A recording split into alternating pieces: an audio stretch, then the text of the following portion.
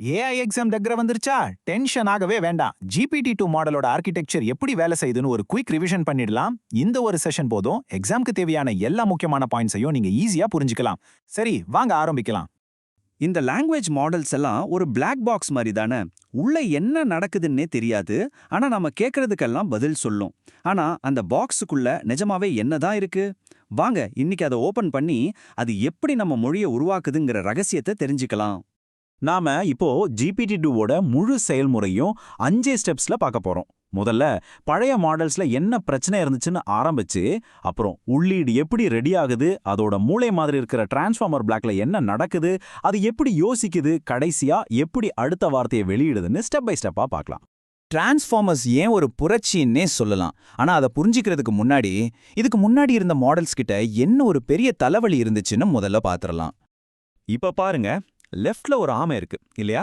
ஆரணன் மாதிரி பழைய மாடல்ஸ் எல்லாம் இந்த ஆமை மாதிரி தான். ஒரு வாக்கியத்தை வார்த்தையா ரொம்ப மெதுவா ப்ராசஸ் பண்ணும். இதனால என்னாகும்? வாக்கியத்தோட ஆரம்பத்துல படிச்சதை கடைசியில மறந்துடும். ஆனா ரைட்ல இருக்கிற ராக்கெட்டை பாருங்க. டிரான்ஸ்ஃபார்மர்ஸ் இந்த ராக்கெட் மாதிரி தான். முழு வாக்கியத்தையும் ஒரே ஷாட்ல பாத்துரும். அதனால ரொம்ப வேகமாவும் வேலை செய்யும். வார்த்தைகளுக்கு நடுவுல இருக்கிற கனெக்ஷனையும் பக்காவா புரிஞ்சுக்கும். இதுதான் ரெண்டுக்கும் இருக்கிற பெரிய வித்தியாசம். சரி, நாம ஒரு வாக்கியத்தை டைப் பண்ணா இந்த மாடல் அதை எப்படி நம்பர்ஸா மாத்தி கணக்கு போடுறதுக்கு ரெடி பண்ணுதுன்னு பார்க்கலாம். இந்த முதல் ஸ்டெப் தான் ரொம்ப ரொம்ப முக்கியம். இந்த மாடலுக்கு நம்ம தமிழ், இங்கிலீஷ்லாம் புரியாது. அதுக்கு தெரிஞ்சதெல்லாம் நம்பர்ஸ் மட்டும்தான். அதனால நான் ஒரு இயந்திர கற்றல் ஆராய்ச்சியாளருங்கிற வாக்கியத்தை முதல்ல டோக்கன்ஸ்னு சொல்ற சின்ன சின்ன வார்த்தை துண்டுகளா உடைக்குது. அப்புறம் ஒவ்வொரு துண்டுக்கும் ஒரு யூனிக் ஐடி நம்பர் கொடுக்குது. இந்த நம்பர்ஸை வச்சு தான் அடுத்த கட்ட வேலையே ஆரம்பிக்கும். ஒரு நிமிஷம் யோசிங்க. எல்லா வார்த்தைகளையும் ஒரே நேரத்துல உள்ள அனுப்புனா நாய் மனுஷனை கடிச்சதுக்கும் மனுஷன் நாயை கடிச்சதுக்கும் அர்த்தம் மாறிடுமே. அப்போ அந்த வார்த்தை வரிசைய மாடல் எப்படி தெரிஞ்சுக்குது? இது ஒரு முக்கியமான கேள்வி. இதுக்கு அவங்க ஒரு சூப்பரான தீர்வு வச்சிருக்காங்க. அந்த புதிருக்கு பதில் தான் இந்த பொசிஷனல் என்கோடிங். ரொம்ப சிம்பிளா சொல்லணும்னா, ஒவ்வொரு வார்த்தையோட அர்த்தத்தோட சேர்த்து அது வாக்கியத்துல எத்தனாவது இடத்துல வருதுங்கிற இன்ஃபர்மேஷனையும் ஒரு அட்ரஸ் மாதிரி கூடவே அனுப்புது. இதனால மாடலுக்கு வார்த்தையோட அர்த்தமும் தெரியும், அது எந்த இடத்துல இருக்குன்னு தெரியும். Problem solved. இப்போ நாம GPT-2 ஆர்கிடெக்சரோட இதய பகுதிக்கே வந்தாச்சு. இங்க தான் எல்லா மேஜிக்கும் நடக்கும். டிரான்ஸ்ஃபார்மர் பிளாக்னு சொல்ற இந்த இடத்துல தான் எல்லா ஹெவி லிஃப்டிங்கும் நடக்குது. இந்த பிளாக்குக்குள்ள 2 மெயின் பார்ட்ஸ் இருக்கு. ஒன்னு மல்டி ஹெட் அட்டென்ஷன். இதுதான் மாடலோட சிந்தனை மையம்னு சொல்லலாம். அதுக்கு மேல இருக்கிற ஃபீட் ஃபார்வர்ட் நெட்வொர்க் அந்த சிந்தனையை இன்னும் ஆழமா ப்ராசஸ் பண்ணுது. இப்போ இதுக்குள்ள என்ன நடக்குதுன்னு இன்னும் கொஞ்சம் டீட்டெயிலா பார்க்கலாம். ஆனா அந்த 2 ஹீரோக்களை பத்தி பார்க்கறதுக்கு முன்னாடி அவங்களுக்கு சப்போர்ட் பண்ற 2 முக்கியமான சைட் கேரக்டர்ஸை பத்தி தெரிஞ்சுக்கணும். இவங்க இல்லாம இந்த மாடலை ட்ரெயின் பண்றதே கிட்டத்தட்ட அசாத்தியம்.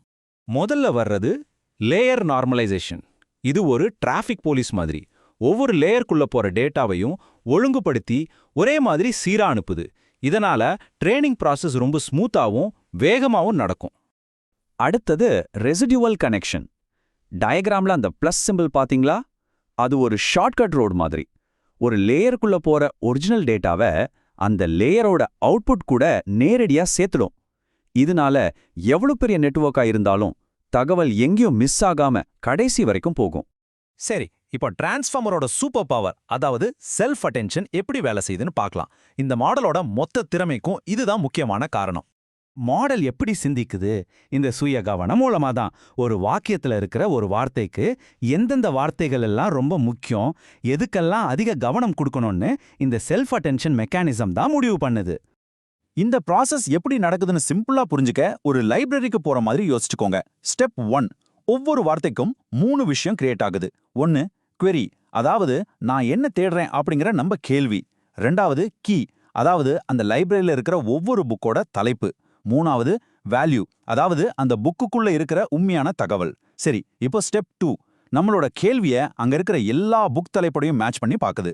ஸ்டெப் 3, நம்ம கேள்விக்கு எந்த புக் தலைப்பு ரொம்ப பொருத்தமா இருக்கோ அதுக்கு அதிக ஸ்கோர் கொடுக்குது. ஃபைனலா ஸ்டெப் 4, அதிக ஸ்கோர் வாங்கின புக்ஸ்ல இருக்கிற தகவலை மட்டும் எடுத்து ஒன்னா சேர்த்து ஒரு புது அர்த்தத்தை உருவாக்குது. பாத்தீங்களா? இப்படிதான் ஒவ்வொரு வார்த்தையும் மற்ற வார்த்தைகளோட பேசி தனக்கான அர்த்தத்தை இன்னும் தெளிவா புரிஞ்சுக்குது. அப்பாப்பா, இவ்ளோ பெரிய ப்ராசஸ், இத்தனை கணக்குகள், இதுக்கெல்லாம் என்ன காரணம்? இதெல்லாத்துக்கும் பின்னாடி இருக்கிற ஒரே ஒரு இலக்கு என்னன்னு பார்க்கலாமா? ஆமாங்க, நாம பார்த்த அந்த மொத்த டெக்னாலஜியோட ஒரே வேலை கொடுத்த வாக்கியத்துக்கு பிறகு அடுத்து என்ன வார்த்தை வரும்னு கரெக்டா கெஸ் பண்றது தான். அவ்வளவுதான். இந்த ஒரு விஷயத்த பர்ஃபெக்ட்டா செய்யறதுக்காகத்தான் இவ்ளோ பெரிய சிஸ்டம். சரி, அது எப்படி சரியா கெஸ் பண்ண கத்துக்குது? இங்கதான் லாஸ் ஃபங்க்ஷன் அப்படிங்கிற ஒரு டீச்சர் வர்றாரு. மாடல் ஒரு தப்பான வார்த்தையை கெஸ் பண்ணும்போது, ஏய் தப்பு, சரியான பதில் இதுதான்னு சொல்லி அந்த தப்போட அளவை கணக்கு போடுவாரு. அந்த தப்பை குறைக்கிறதுக்காக மாடல் தன்னைத்தானே மில்லியன் கணக்குல திருத்திக்கிட்டே இருக்கும். இதுக்கு பேர் தான் ட்ரெய்னிங். கடைசியா அடுத்த வார்த்தையை எப்படி செலக்ட் பண்ணுதுன்னு பார்க்கலாம். ஸ்டெப் 1 and 2 எல்லா டிரான்ஸ்ஃபார்மர் பிளாக்ஸையும் தாண்டி வர்ற ஃபைனல் இன்ஃபர்மேஷன் ஒரு பெரிய லிஸ்டா மாறுது. இந்த லிஸ்ட்ல டிக்ஷனரியில இருக்கிற ஒவ்வொரு வார்த்தைக்கும் ஒரு ஸ்கோர் இருக்கும். ஸ்டெப் 3 இப்போ சாஃப்ட் மேக்ஸ்ங்கிற ஒரு ஃபார்முலா இந்த ஸ்கோர் எல்லாத்தையும் பர்சன்டேஜா மாத்துது. ஸ்டெப் 4 எந்த வார்த்தைக்கு ஹையஸ்ட் பர்சன்டேஜ் இருக்கோ அதுதான் அடுத்த வார்த்தை. அதையே செலக்ட் பண்ணி நமக்கு கொடுக்குது.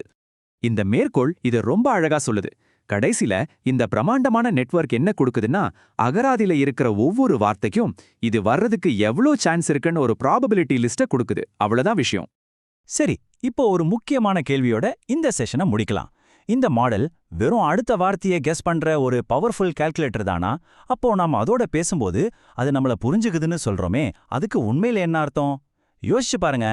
இப்போ நம்ம பார்த்த இந்த விஷயங்கள் எல்லாம் உங்க எக்ஸாமுக்கு கண்டிப்பா உதவும்.